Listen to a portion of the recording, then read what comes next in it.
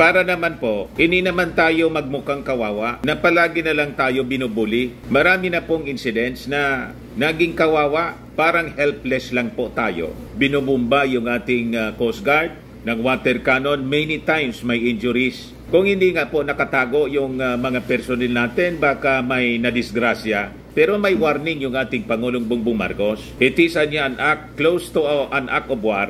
Once may nangyaring namatay sa ating mga personnel, including civilian, yan yung kanyang strong message, mga kababayan. Doon sa Shangri-La Forum sa Singapore.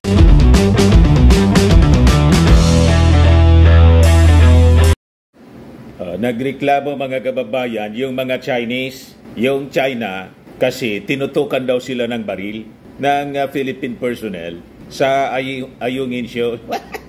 Huwag ninyo kasing ubusin ang pasensya namin. Kami po, hindi kami gagamit ng water cannon. Professional kami. Yung water cannon, sabi ng aming Philippine Navy, ay ng aming Philippine Coast Guard, we will not use water cannons to ignite fire. Yan yung mensahe ng aming Coast Guard Chief doon sa Shangri-La Forum. Ayan po, don't use water cannons to ignite fire. Yan po, ang water cannon na niya, designed para sugpuin yung apoy kung may sunog sa dagat, sa mga barko, to save lives. Pero kayo, ginagamit ninyo yung water cannon para manakit. O ngayon, nagreklamo kayo kasi binunutan kayo namin ng baril. Ganon kami po. Pero wala mga kababayan, wala pa mang confirmation. Baka propaganda lang po ng China. Wala pang confirmation, wala pang reaction sa akusasyon na to ng China, yung atin pong gobyerno. Ayan po yung balita dito sa Philippine, sa Philippine Star. China says Philippine personnel pointed guns at Chinese Coast Guard in disputed waters. Diyan daw mga kababayan naganap. Ito yung ating BRP Sierra Madre sa Ayungin Shoal.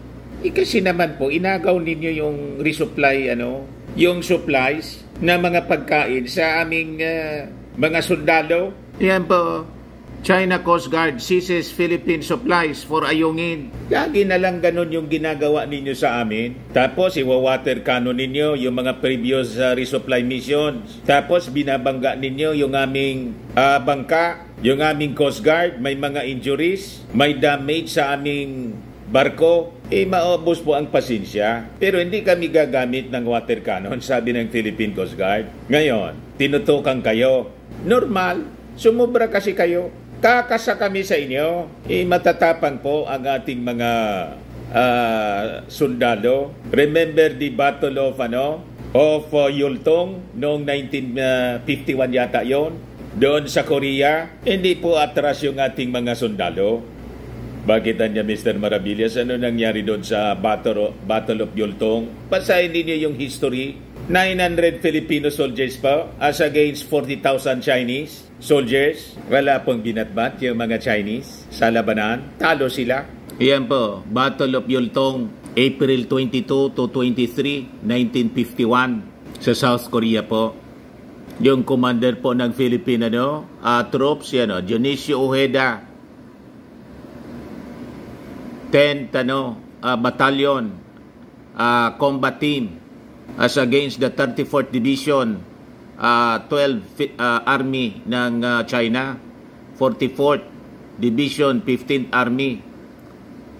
Dalawang batalyon po yung nasa China, 40,000 Army. Yan po.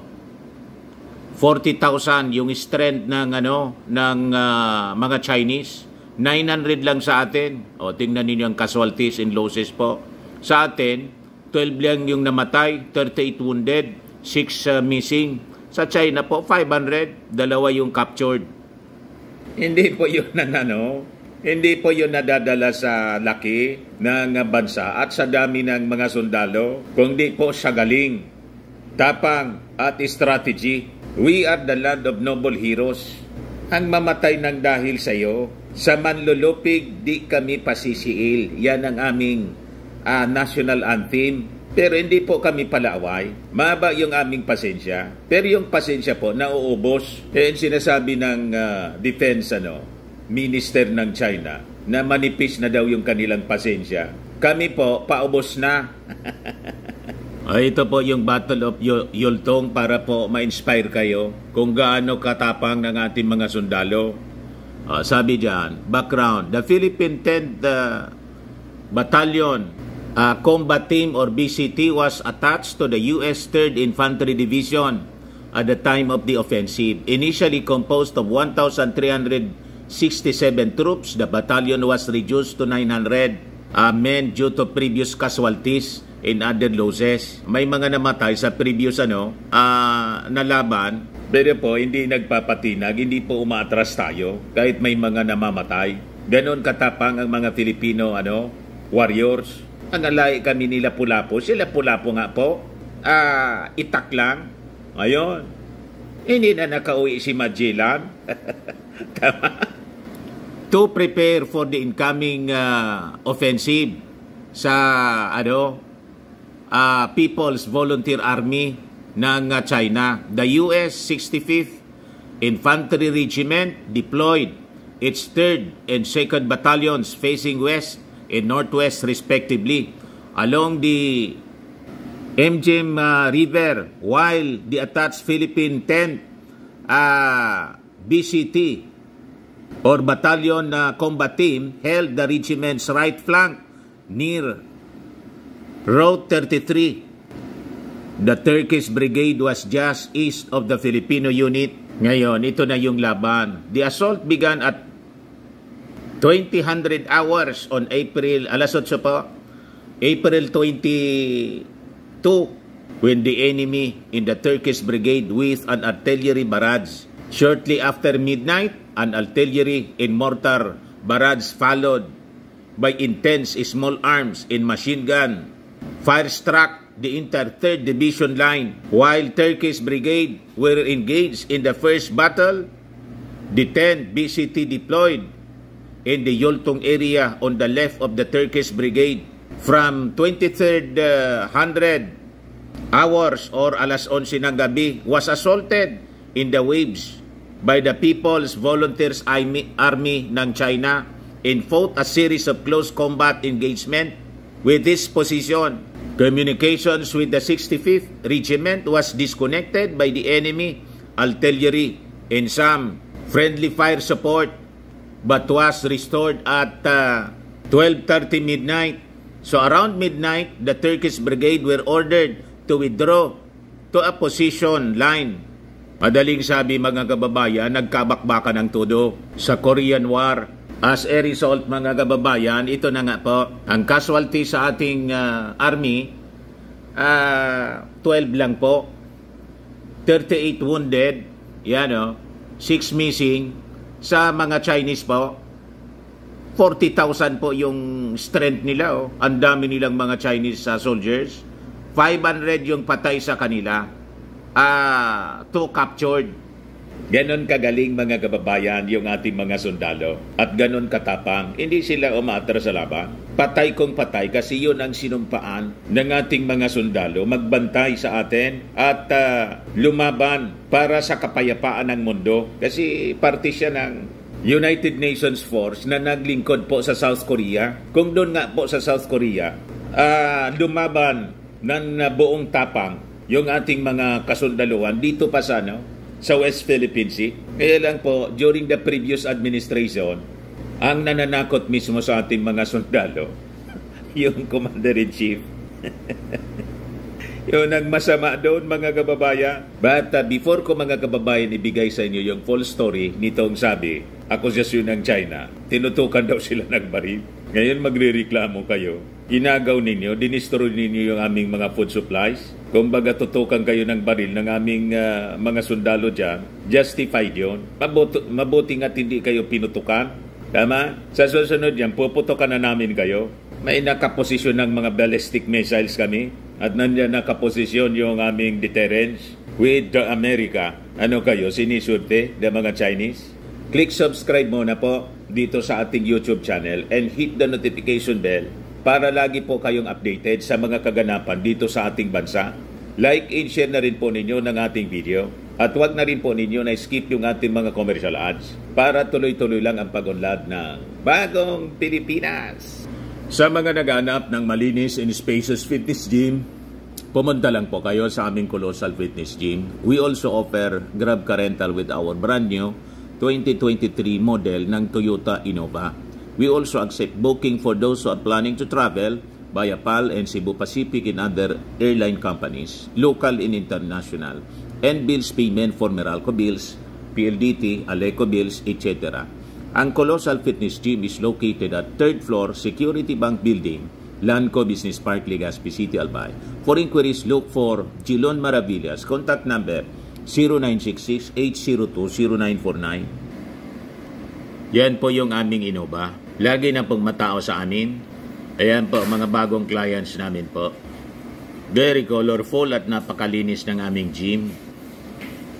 Pati mga foreigners po, tingnan ninyo. Mga British tourists sila po dito sa amin. Na-set up na rin po yung aming mga brand new gym equipment. May treadmill na rin po kami. Ito naman po yung bago naming product na binibenta online. iGlow Serum, whitening po siya. Tingnan ninyo yung epekto sa aking anak na architect before and now. Yung mga inquiries po ninyo, dumiretso na lang kayo sa kanyang Facebook account, Riz Maravillas. Ito naman po, Firmax Firming and Lifting Cream. Pinapahid naman po sa mga pulses and affected area. Mainam po ito sa mga pains at paninigas na mga kasok-kasuan. Ito po, Automax Radiant Serum. Sa mukha naman yung application. Anti-aging po siya. You will look 10 years younger than your age. Sa mga cancer patients naman po, baka lang gusto ninyo itong itry. Hindi siya red mix fruiting. Hindi man po siya gamot, food supplement siya. Kaya lang, gawa siya mga kababayan sa goji berry. Yung goji berry may anti-cancer properties. Sa mga inquiries ninyo, dumiretso na lang kayo sa aming messenger sa Facebook para masagot namin agad. Ayos pa? Ayos na Mr. Maravillas. Balik tayo dito sa laban natin sa China po. Nagreklamo na sila ngayon kasi tinutukan po natin ang baril. Hindi po kami palulupig sa inyo. May commander-in-chief po kaming matapang, pero hindi po mayabang. Tama? Ito yung reklamo, mga kababayan ng China. China says Philippine personnel pointed guns at Chinese Coast Guard in disputed water. Sa ayungin po siya. Nagsusupply kasi po ng pagkain doon. Inagaw ninyo, tapos dinestroy ninyo dyan. Ayan po, China Coast Guard seizes Philippine supplies for ayungin. May hangganan po ang pang-abuso ninyo. Huwag ninyong hintayin magkaputukan tayo. Kasi malaki yung bansa ninyo. Marami kayong mga Chinese. Pero kahit marami kayong mga Chinese, hindi namin kayo po urungan. Mas marami yung tatamaan namin sa inyo. Marami kayo eh. Pwede ba ganon? Sa Battle of Yultong, 40,000 kayo. 900 lang kami. Ano yung inabot ninyo sa amin? Ganon din, maulit yon. Yon ang mangyayari sa inyo. Kahit pa sabihin ninyong malakas kayo, David and Goliath ito. And based sa history, sa kwento ng David and Goliath, panalo si David. Tama po. Ayan yung balita dito galing sa Beijing. Chinese state media said on Sunday kahapon that personnel on the Philippine ship pointed guns at China's Coast Guard in disputed waters of the South China Sea last month. Ngayon lang sila nagpalabas nito. Last month pa pala. So hindi pa tayo sigurado kung ito po propaganda nila. Gusto tayong siraan kasi wala pang komento yung ating Coast Guard at yung ating Navy, yung ating embassy. Baka mamaya mag-react na. At least 2 personnel on the Philippine vessel near the second Thomas Yoldao were carrying guns on deck, pointing them in the direction of China's Coast Guard. Sabi po ng Chinese state media, CCTV, an accompanying 29-second video appeared to show a masked man momentarily holding up a blurred black object that resembled a rifle. Kaya, kuwi daw kayo. Huwag ninyong Huwag ninyong uubusin yung aming pasensya at never kayong aakyat sa Philippine vessel namin. Yung sabi ninyo na i-arrest ninyo yung aming mga mangingisda, pwede daw kayo. Kasi nagsabi na yung aming armed forces, mamaya iparinig ko po sa inyo yung interview kay Browner. Hindi kami papayag sa patuloy ninyong pang-aabuso. So sabi dyan, CCTV said the alleged incident occurred during a Philippine mission to supply troops. The troops are stationed on a rusting warship that Manila grounded in 1999 to reinforce its sovereignty claims. Doon po ito sa BRP Sierra Madre. So sabi dyan, Philippine Navy, Coast Guard, and National Security Council, as well as the country's embassy and Beijing did not immediately respond to request for comment. So wala pa pong komento yung ating Navy at saka Coast Guard. Hindi pa po kino-confirm kung totoo itong allegation ng China na tinutukan natin sila. Tinutukan natin ang baril. Ano ba yung nag-trigger? Mga kababayan dito, kung halimbawa totoo na tinutukan natin, ako tingin ko justified na dapat tutukan natin. Para naman po, hindi naman tayo magmukhang kawawa na palagi na lang tayo binubuli. Marami na pong incidents na naging kawawa, parang helpless lang po tayo. Binubumba yung ating Coast Guard ng water cannon, many times may injuries. Kung hindi nga po nakatago yung mga personnel natin, baka may nadisgrasya. Pero may warning yung ating Pangulong Bongbong Marcos. It is an act close to an act of war. Once may nangyaring namatay sa ating mga personnel, including civilian, yan yung kanyang strong message, mga kababayan. Doon sa Shangri-La Forum sa Singapore. So ito kasi yung ginawa nila. Inagaw nila yung mga supplies para sa ayungin BRP Sierra Madre, yung mga sundalo natin, gusto nilang gutumin.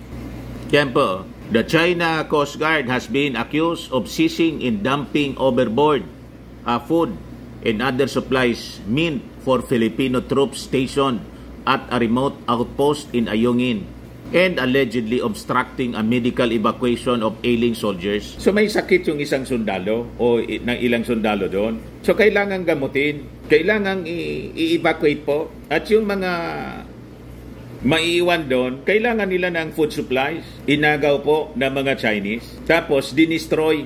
Yung iba kinuha. O galing mga pirata kayo o galing mga bandido. Hindi man po maaari ang ganon. Sumusobra na kayo sa madaling sabi. Kaya kumbaga, tinutukan kayo, although hindi pa kumpirmado, wala pang statement yung aming mga authorities. It is justified. Dapat man talaga tutukan na kayo. Tama? Sumubra kayo Yung lugar na yan, amin, napakalinaw. Nandito yung Ayungin, mga kababayan. Dito parte Itong Sky Blue, ito yung 200 nautical miles, mga kababayan. Exclusive economic zone. Nandito na kayo You see? Napakalapit na sa Palawan. Yung pagkain ng mga sundalo namin, inagaw ninyo. Paano hindi kayo tutukan ng baril? Sige nga, sabihin ninyong hindi justified. Dapat nga, pinutukan na kayo para madala kayo. Paano niya kung rumisbak yung China? O di simula na to ng tribulation po para magkaalaman na, ubusan na lang po ng lahi. Ganun lang po. Wars and rumors of wars, mga kababayan, prophesied in the Word of God. It will come. It will happen. It is just a matter of time. Kahit ayaw natin ng gulo, yun po ang direksyon ng mundo. Hindi man po pwede na tayo paapi dito sa mga Chinese. Gusto nilang mabuhay tayong lahat, live and let live. Tigilan nila tayo rito because atin ito. Hindi man tayo po nananakop sa kanila. Sila yung nananakop para sa atin po. So justified po yung ating mga actions. We have our defense establishment. That is a legal action, mga kababayan. We have the right to defend our territory, our country, and our people. Tama po? Walang illegal po sa ating mga ginagawa. Sila yung illegal po. Wala mang nagre-recognize sa kanila pong mga actions dyan sa West Philippine Sea. Napakalinaw yung stand ng United Nations Conventions on the Law of the Sea. May decision na po. Ayaw nilang i-recognize. Dinadala nila, mga kababayan, sa laki at lakas. Hindi po pwedeng ganon, sabi ng ating Pangulong Bongbong Marcos. Gamitan mo ng puwersa. At gagamit tayo ng puwersa to defend our right. hindi para to offend other people. So sabi dyan mga kababayan, the incident took place on May 19. Matagal na pala, ngayon lang lumabas. When the Philippine Navy performed an airdrop operation to bring the items. So airdrop na nga lang po, kasi laging hinaharang yung ating mga bangka, binabangga po. So yung options na ginamit po, airdrop, ganun pa rin inagaw nila. Talagang sumusobra na po. Yan o. To bring items. Airdrop operation to bring items on the BRP Sierra Madre. According to a ranking military official who asked not to be named for not having authority to speak to media. In a third incident, sabi rito, on May 24, the Chinese Coast Guard used water cannons to drive away a Filipino fishing boat near Seoul, sabi ng isang official. The Inquirer source made the allegations hours after Chinese state media claimed that personnel on the Sierra Madre pointed guns at the Chinese Coast Guard on the same day, May 19. Tinutukan daw sila. Dapat man tutukan kayo. In a social media post on Sunday, China Central Television said at least 2 men were seen carrying guns on deck, pointing them in the direction of the Chinese Coast Guard. An accompanying 29-second video appeared to show a masked man momentarily holding up a blurred black object that resembled a rifle. The Philippine Navy, Coast Guard, and National Security Council, as well as the country's embassy in Beijing, did not immediately respond to request for comment. So wala pa mga kababayan na official statement yung ating gobyerno kung totoo ba itong aligasyon ng China na tinutukan sila. Hindi pa kumpirmado na resembling rifle lang po. Baka hindi man po rifle yon. Blinap lang sila. Sige niya, may kahoy man lang. Pwede po. Ang ganon, pwede naman na talagang rifle. Para ipakita sa magkakamatayan na tayo. Ang ginagawa ninyo, sumusobra na kayo. Ilang beses na ninyo kaming inapi-api, binubuli, inaharas, sinasaktan, may mga injuries. Hindi na kami papayag ngayon. Magkakamatayan tayo. Yun ang strong message ng mga Filipino na nandun po. Kung totoo, pero hindi pa tayo nakakasigurong totoo. Baka propaganda po, baliw-bagi ng China. Pero tayo po, sabi nga natin, hindi tayo palulupig po. Kaya nagreklamo yung Chinese Defense Secretary doon sa ginawang Shangri-La forum po sa Singapore na nagposisyon na daw tayo ng mga ballistic missiles dito sa region, Indo-Pacific region. Pinatatamaan po tayo. And it is a provocation. Paano provocation po na yung ballistic missiles ng Amerika pinosisyon namin sa aming kampo? Anong pakininyo? Sa territory namin, sa Cagayan, sa EDCA sites doon sa Cagayan, naglagay kami ng mga ballistic missiles. That is to protect our territory. Sige nga, abante ninyo. Pag hindi kayo tumigil, talagang magkakasubukan po tayo. Ang akala kasi ninyo, ang presidente namin, si Mao Digspa, na kaya ninyong sindakin, hindi po palulupig. Ang aming leader po, totoong matapang. Ngayon nga, tingnan ninyo yung balita dito sa sa Manila Times. Chinese ship circling PCG vessel in Skoda. Yan po, grabing ginagawa ninyo. Chinese ship circling PCG vessels in Skoda. Pinapalibutan na po ninyo. Pero hindi kami pasisindak sa inyo. Hindi kami gagamit ng water cannon. Yan yung mensahe. Kami hindi po double talk. Mensahe ng aming Coast Guard Chief. Yan po si Gaban. Sabi po ni Gaban, the use of water cannons against fellow Coast Guards will not help because it will make the situation even worse, anya. Yan yung sabi niya doon sa sa Shangri-La Dialogue sa Singapore. Ito ang paggamit ng water cannon should stop. Ang water cannon niya are not meant to light up fire, sabi po niya. They are there to save lives and properties from a fire or simply to put out fire, never to hose down the weaker ones to pieces to start a fire, sabi po ni Gaban. We just have to go back to the basics of humanity. If we want to embrace together what is right We won't be wrong, sabi po niya. Yung mga pag-water cannon po, tingnan ninyo, yung damage po na ginawa ng China, 2 million to 3 million of damages. Yung water cannon nilang Coast Guard vessel natin, grabe na yung mga pinagagawa ninyo. Huwag kayong susobra. Kaya ginagawa ng ating Pangulong Bongbong Marcos, nagpapalakas tayo. Habang pinapalakas natin yung ating armed forces, yung ating defense, ini-engage natin yung mga kaibigan nating bansa, the like-minded nations po, to support us dito sa ating ipinaglalaban po, nakatahimikan dito sa Indo-Pacific region. Sabi ng ating Pangulong Bongbong po, this is the unfortunate fact niya. If we want peace, you have to prepare for war. It is the unfortunate fact, sabi ng ating Pangulo. Yan po isang Roman adage. You want peace? Prepare for war. Ang ibig sabihin mga kababayan, if you are facing an aggressive adversary tulad po ng China, you have to build your military strength. Iyon ang ginagawa ng ating Pangulong Bongbong para alam ng iyong adversary na pag naglunsad sila ng military attack tulad ng plano nilang gawin po, they will receive punishing response. Kaya nagagalit sila with the alliances na na-assemble po ng ating Pangulong Bongbong Marcos. Alam nila na pag sila umatake, there will be a punishing response. Kaya sabi nag-warning yung ating Pangulong Bongbong Marcos. Sabi niya, Filipinos, do not yield. That is to discourage mga kababayan China to attack. Yan ang tinatawag na military deterrence, yung ginagawa ng ating Pangulong Bongbong, engaging our allies, Japan, America, Australia, South Korea, India, yung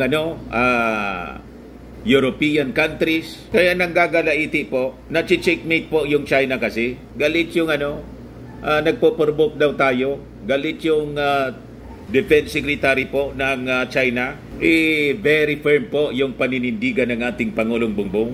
Very strong yung kanyang message po doon sa Shangri-La Forum. Ulitin natin mga kababayan, yung mensahe, i-replay natin ng ating Pangulong Bongbong Marcos doon sa Singapore para maintindihan ng mga Chinese. Ayan po siya, mga kababayan. We have made a conscious effort to align our definition of our territory and our maritime zones with what international law permits and recognizes.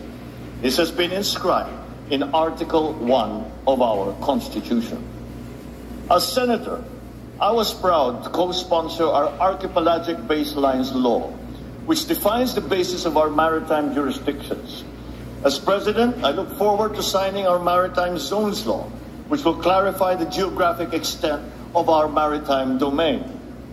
Our efforts stand in stark contrast to assertive actions that aim to propagate excessive and baseless claims to force, intimidation, and deception. In the West Philippine Sea, we are on the front lines of efforts to assert the integrity of the UNCLOS as a constitution of the oceans. We have defined our territory and maritime zones in a manner befitting a responsible and law-abiding member of the international community.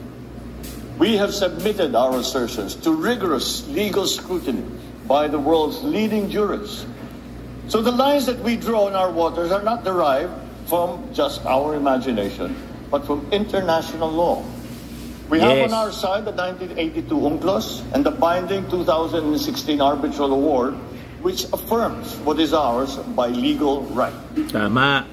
In this solid footing and through our clear moral ascendancy, we find the strength to do whatever it takes to protect our sovereign home. Yes. To the last square inch, to the last square millimeter. Yan ang magiting na Pangulo. The life-giving waters of the West Philippine Sea flow in the blood of every Filipino. Yes. We cannot allow anyone to detach it from the totality of the maritime domain that renders our nation whole. Tama.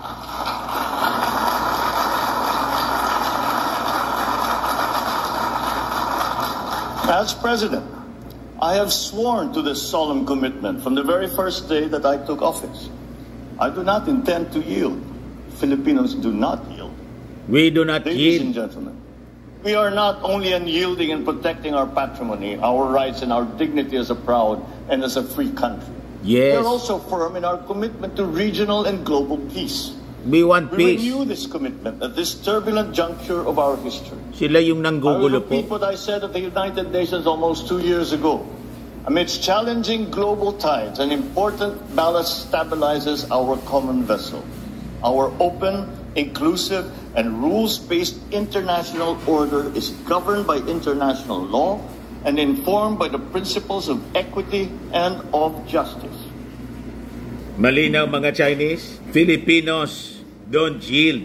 Hindi kami papayag po. Kaya sabi natin, if you wish peace, prepare for war. Sabi nga po sa Roman adage, sis vis pacem para dilom.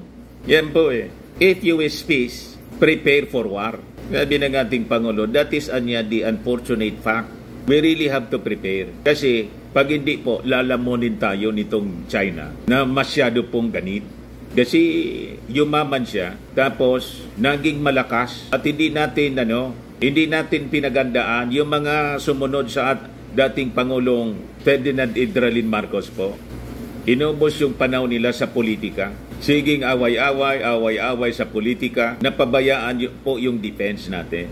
Hindi tayo nag-upgrade. Ngayon, with the leadership ng ating Pangulong Bongbong Marcos, may order siya sa ating armed forces to protect our fishermen. Ito po yung statement, interview ng mainstream media kay General Browner. Parinig ko po sa inyo yung interview ng Inquirer.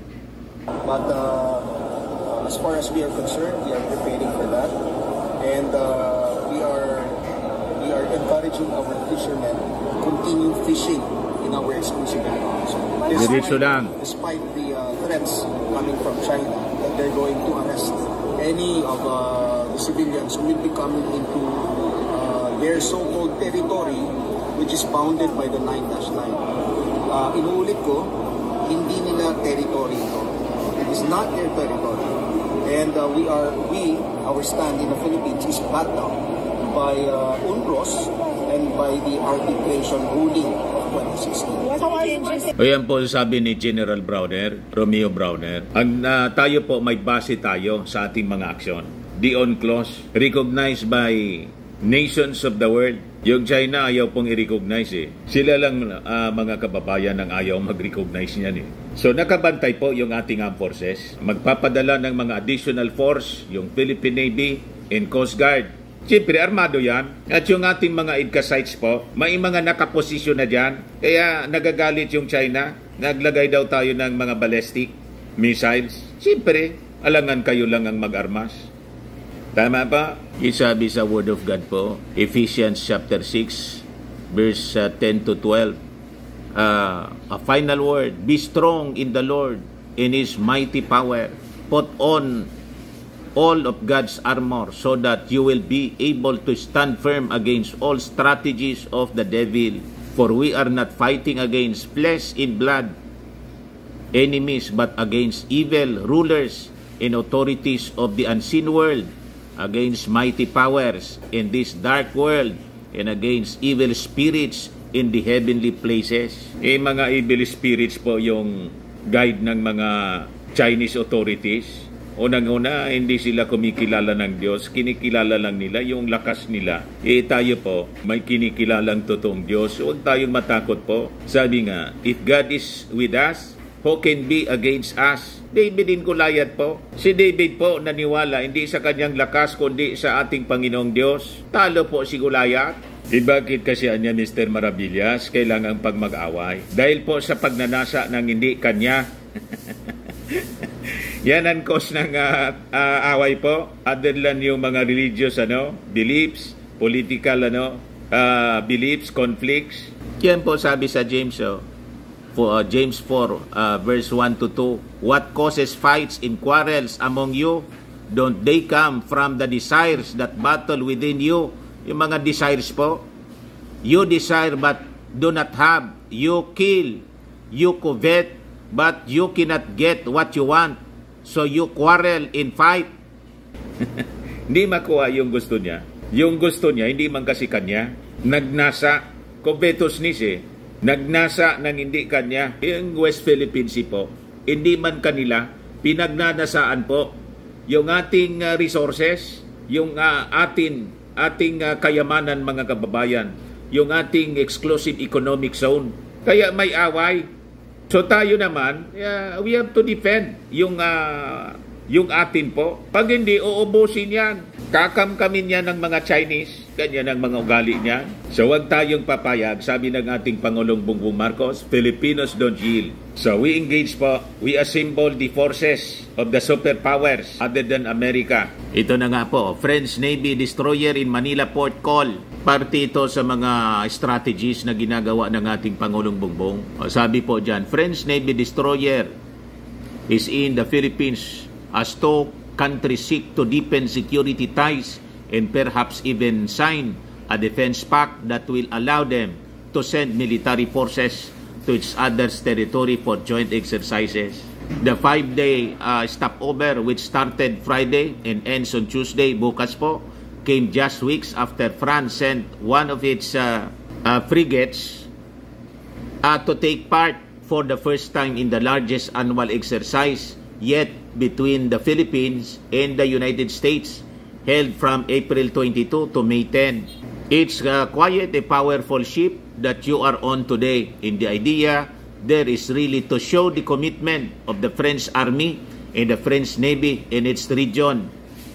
The 6,000-ton frigate is operated by 150 personnel and it's capable of operating in all the spectrum of maritime operations. The Philippines and French navies will hold a small exercise at sea after the French Navy destroyer leaves the port in Manila.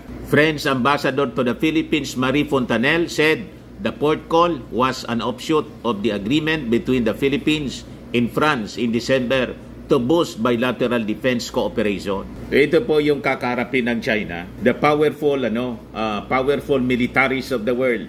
Amerika, Fransa, Germany, United Kingdom, Japan, Australia, pati yung India po, kasi may mga defense cooperation tayo dito sa mga bansang ito. Ito yung strategy na hindi pumasok sa isipan po ni Mao Diggs. Sa kanya, surrender na niya. Gawin na lang ninyo kaming province.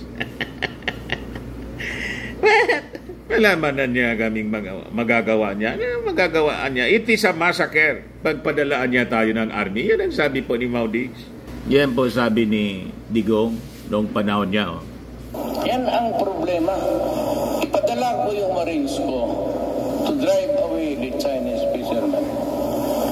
I guarantee you, not one of them will come home alive. When siya mismong nananakot po. You can prevent him. And sabi ko naman, we will fish because we claim it. And sabi ko, please allow, because before that, they were driving away our fishermen. Di ba, inaabog nila? Kaya sabi ko, do not drive them away because the Filipinos are of the belief that they are also declaim it. Because there are already guided missiles in that island. And the fastest that they have installed there can... So yun mga kababayan ang sabi ni Mao Diggs sa interview sa kanya ng mainstream media. Sa report po ng Time Magazine. Ito pa mga kababayan, sabi diyan, amid Chinese incursions, Duterte again says nothing the Philippines can do. Kung si Mao Diggs po, nothing can do, sabi niya, nothing that we can do, the Philippines can do. Ano pa si Inday? Yung tatay nga po, surrender na, yung anak pa. Lalo na po si Inday, nasa issue ng West Philippine Sea, no comment. Naintindihan na ninyo? Sabi ni Mao Diggs, pakinggan po ninyo kung anong sinasabi niya rito. We can retake it only by force. There is no way that we can get back the tawag nilang Philippine Sea without any bloodshed. You know the cost of war. And if we go there and really to find out and to assert jurisdiction, it would be bloody. It will result in a violence that we cannot maybe win. Lorenzana then. Wala pang laban po. Surindido na. Sinindak-sindak lang po ng China. Sumurinder na si Mao Diggs. Tapos maniwala kayo sa sinasabi niyang maisog. Nung maisog. Ano sabi uli, mga kababayan sa Roman adage? Si bis pacem para bellum. If you wish for peace, prepare for war. Dapat ganun yung strategy.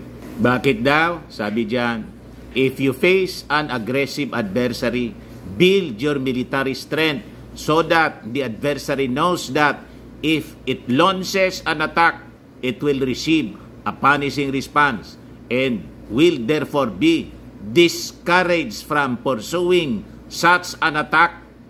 Yung ginagawang efforts ng ating Pangulong Bongbong Marcos is a military deterrence. Habang nakikipag-usap siya, pinapalakas niya yung alliance, pinapalakas niya yung ating puwersa, yung ating defense mismo. Kaya nagagalit po, sige lang po ang galit ng China. Pero hindi man yan po aatake. Kasi alam niya, there will be punishing response from the allied forces. Kasi hindi po papayag ang mga bansa sa buong mundong isara niya ang South China Sea. Isara ng China. Kamkamin po yan. Kasi dyan po dumadaan yung mga kalakal sa buong mundo. Naintindihan na ninyo, mga DDS na mahina mag-isip. Nagagaling-galingan kasi kayo. Pang-mayor man lang po ang inyong mga kaisipan. Malayo sa galing ng ating Pangulong Bongbong Marcos. Pero humble lang po ang ating Pangulo. Peacemaker po siya. Yan po yung sabi niya. Philippines to embrace peacemaker role in pitch for UN Security Council. Yan po yung mensahe ng ating Pangulo. Sabi niya, President Marcos said the Philippines would embrace its role as a trusted partner, credible fact-finder, and committed peacemaker as he made a pitch for the country's candidacy to the United Nations Security Council for 2027-2028 term. Sa kanyang speech po doon sa Singapore, Marcos underscored the country's strong potential given its inevitable rise in global standing. So sabi niya, just as we have done in the past, we will embrace our role in this region and around the world with a sense of purpose. We will bring our experience as a trusted partner, credible pathfinder, and committed peacemaker when elected to the United Nations Security Council for the term 2027-2028. So sabi niya, we are determined to be a force for the good, a force for peace, champion of regional and global unity, and a staunch defender of the rules-based international order. Kaya po sinusulong po niya yung UNCLOS, pinaninindigan niya. Pero si Mao Diggs, ano po yung ginawa? Useless man niya yan, walang pakinabang, dapat niyan itapon sa waste basket. Mabuti pa po si Panot nung panahon ni Noynoy Aquino. Ngayon po, tingnan ninyo sabi ni dating Pangulong Noynoy Aquino, we stood up to them at the onset, and now so many others are doing the same. We stood up to China because it was the right thing to do. Kita ninyo, si Mao Diggs, ano sabi? Pag hindi natin kaya, we have no business being a republic. You might as well choose, we can be a territory of the Americans or we can be a province of China. Ganon siya mag-isip, mga kababayan. Talo pa ni Noynoy Aquino, yung ating Pangulong Bongbong Marcos. Ano yung sabi pa? Sabi po ng ating Pangulo, I don't work for Beijing. I don't work for Washington. I work for Moscow. I work for Manila. I don't work for Moscow. I work for Manila. I work for the Philippines. And that's what I need to promote. And Filipinos don't yield, sabi ng ating Pangulo. Ayan man lang po, mga kababayan. Ako po si Dante Maravillas. Bye-bye. God bless.